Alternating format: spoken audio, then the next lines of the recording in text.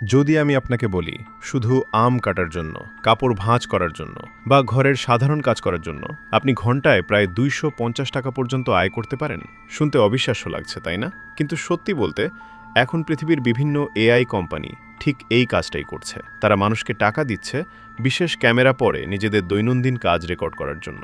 কিন্তু কেন? কারণ তারা ভবিষ্যতের মানব সদৃশ রোবট তৈরি করছে। একবার ভাবুন, চ্যাট জিপিটি এর মতো এআই কোটি কোটি লেখা পড়ে শিখেছে, কিন্তু একটি রোবট শুধু লেখা পড়ে শিখতে পারে না। তাকে শিখতে হয় মানুষ কিভাবে হাঁটে, কিভাবে দরজা খোলে, কিভাবে রান্না করে আর কিভাবে সাধারণ ঘরের কাজগুলো সম্পন্ন করে। এই কারণেই এআই কোম্পানিগুলো সংগ্রহ করছে ইগোসেন্ট্রিক ডেটা।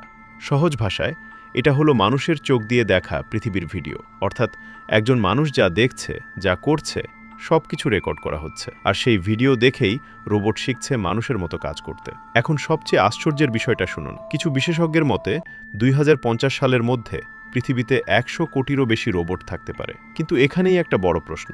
আজ মানুষ রোবটকে নিজের কাজ শেখাচ্ছে, কিন্তু আগামী দিনে যদি সেই রোবটগুলো মানুষের কাজই নিয়ে নেয়, তাহলে কি আমরা ভবিষ্যতের সহকারী তৈরি করছি নাকি নিজের বিকল্প? আপনার কি মনে হয়? কমেন্টে জানান।